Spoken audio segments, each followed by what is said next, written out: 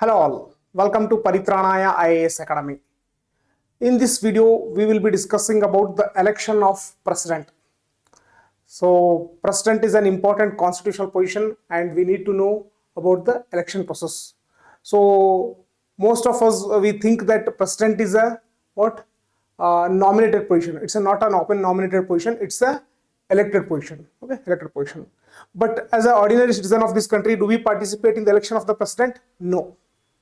Then who will participate in the election of president? So how is president elected? So all these things we will discuss in this video. So president is elected by an electoral college. Electoral college means the people who will participate in the election of president. So who all will participate? Lok Sabha members will participate, Rajya Sabha members will participate, Legislative Assembly of States will participate, Legislative Assemblies of Delhi and Puducherry will participate. Okay, so Lok Sabha members, Rajya Sabha members, Legislative Assembly. For example, we have 28 states. So in all the 28 states, we have legislative assemblies. So that is we call MLAs. So MLAs will participate in the election.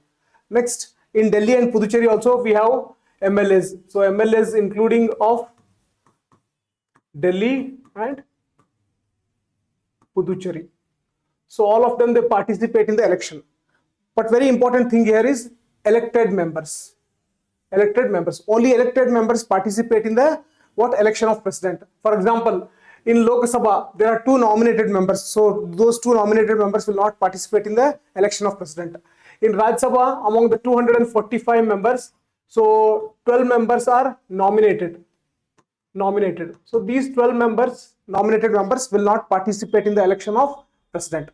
Similarly, legislative council members, few of the states have legislative councils. So we call the members of these councils are called as MLCs. So whether MLCs participate? No. MLCs of the states, they do not participate in the election of the president. Only MLAs participate, and that too elected MLAs. Next, nominated members, as I mentioned, so nominated members cannot participate in the election of the president. Next, now suppose a house has been dissolved. Okay, any legislative assembly has been dissolved. So can those members participate? No. So the members of the dissolved assembly, they cannot participate. Okay, cannot participate. It indicates we can go ahead with the president's election if any of the legislative assembly has been dissolved. So the dissolution of the legislative assembly should not in any way impact the election of the president. Very important. Very important.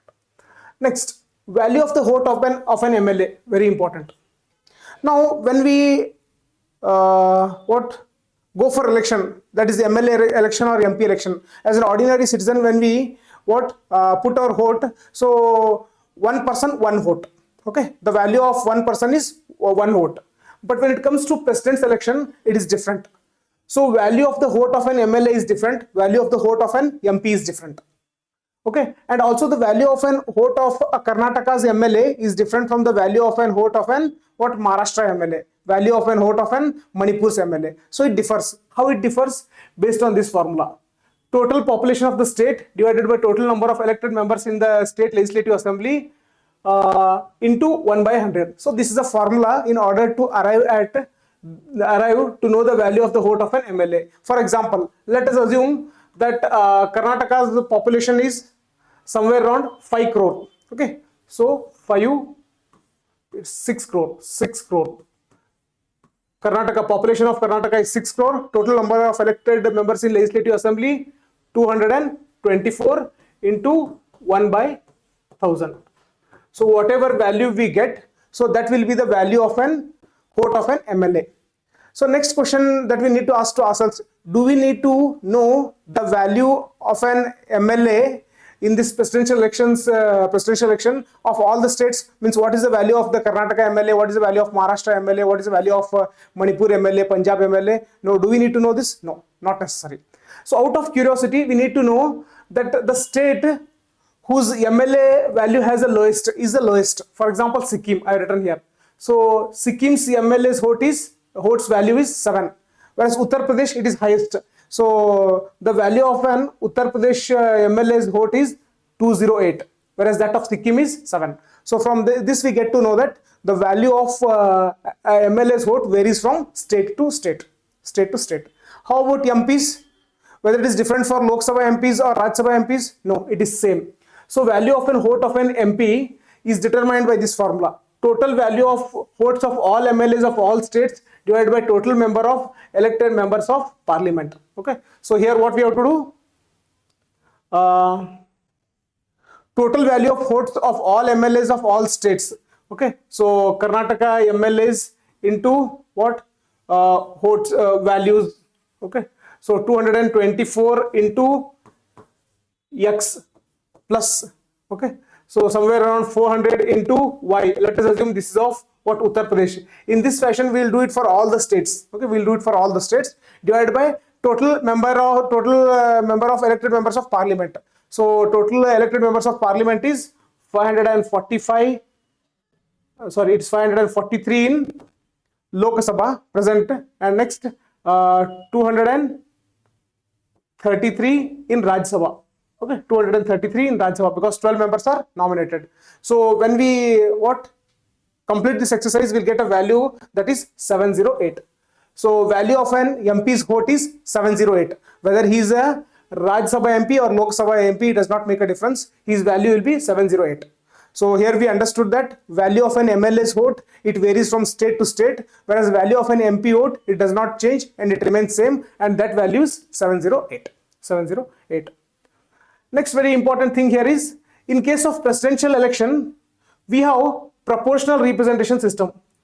So what is this proportional representation system? So we already made a video on proportional representation. You please have a look into it. So PR is proportional representation. Proportional representation. So in case of president selection, we use proportional representation. Also, it is single transferable vote. So STV is single transferable vote. So what is proportional representation and what is single transferable vote? Already we have made a video, so please refer that video in order to understand that. Next, secret ballot. So what is that secret ballot? When a MP or MLA is voting in the president elections, he need not reveal it to whom he is voting. Okay, so that voting will take place in a secret manner. There are some voting which have to be done in public, means you have to reveal it. But when it comes to voting in president selection, you need not reveal it, so it will be done in a secret manner. Next, in order to be declared as an winner in the presidential election, he should gain absolute majority. So what is absolute majority? For example, if there are 100 votes polled, valid votes polled, so he should get absolute means 50% plus 1. 50% plus 1. It is 51. Okay. So this is called as absolute majority. So 50% plus 1 he should get. So here it is governed by this formula. Electoral quota is equal to total number of valid votes polled by 2 plus 1. So let us assume after adding the values of the votes of all the MLAs and MPs, somewhere we arrive at 1000. Okay, 1000. So what is this 1000? Value of the votes of the MLAs plus MPs. Okay, this is just an example. So when we add this, we get this. So 1000 is total number of valid votes polled. So divided by 2. So what value do we get? 500. So 500 plus 1 is equal to 501. So in order to be declared as a winner, president should get 501 votes. 501 votes. Okay. Otherwise, need not worry about these values and all. Just remember the word absolute majority. So in order to be declared as a winner, president should get votes with absolute majority. Okay, majority. Now during president selection, if there is any dispute, okay, or for example, someone might complain that elections are not taken place properly, or there were some mistakes while conducting the election. If there is such kind of dispute, so who can handle this dispute? So this dispute can be handled by Supreme Court. Okay, and whatever the Supreme Court decides or whatever the judgment it will give on that matter, that decision will be final. Okay, Supreme Court's decision in matters related to what election of president will be final. Next, electoral college vacancy not challenge ground. What does it mean? Now suppose when we are going for presidential election, let us assume any state of India. So let us take the example of Punjab. Okay. Now Punjab has a legislative assembly. But suppose if this legislative assembly is dissolved, can we go ahead with the presidential election? Yes, definitely we can go ahead with the presidential election. So can the members of this Punjab's legislative assembly participate in the election? They cannot participate because the legislative assembly has been dissolved. So now somebody goes to the court saying that as our members were not there, so we could not participate in the election of the president, so please cancel the election. If someone goes to the Supreme Court with such kind of petition, then such a petition will not be entertained in the Supreme Court.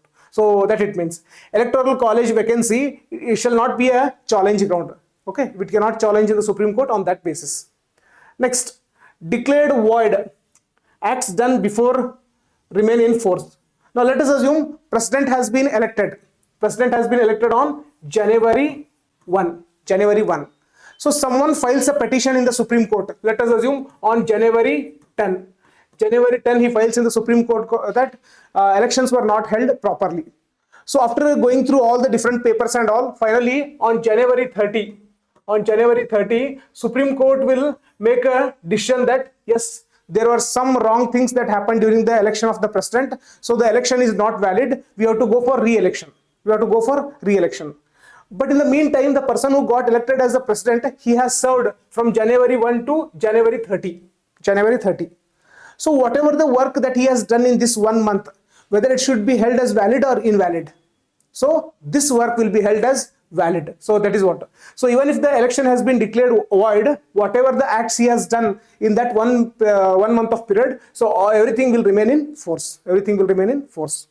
Next the question arises: why did our constitutional framers go for indirect election for president? Why did they not go for direct election?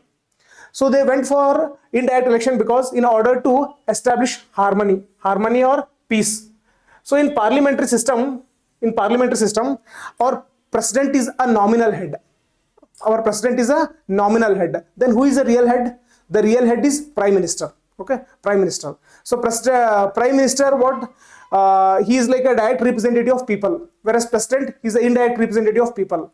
So if two directly representatives people occupy the position, then there will be a clash. Okay, about that who is supreme, whether president or prime minister. So in order to avoid that clash, what they did, so when it comes to president should be indirectly elected. Okay, indirectly elected. So in order to establish harmony in the parliamentary system. Next, one more. Why did they not go for direct election? Because if at all you go for direct election, it will be too costly and also time consuming. How costly? Because conducting proportional representation, single transferable vote, it's not an easy thing. So it's too costly and also time consuming. That's why framers of our constitution, they decided that election of the president should happen in an indirect way. Okay, and also as it is a position which is as this position is of nominal head, so we need not waste our time and energy on this election. Okay, this was the other reason. Another very important thing is, so whether president is a representative of the center or states. So very important. President is a equal representative of both center as well as state. Okay, center as well as state. Why? Because in the election of the president, both center as well as states, they participate equally. So that's why president is an equal representative of both center as well as state. In this video, we discussed about the election of the president. So in the subsequent topics, we will be discussing about the other aspects and powers related to president. For all our further updates, subscribe to our channel and hit on the bell icon. Thank you.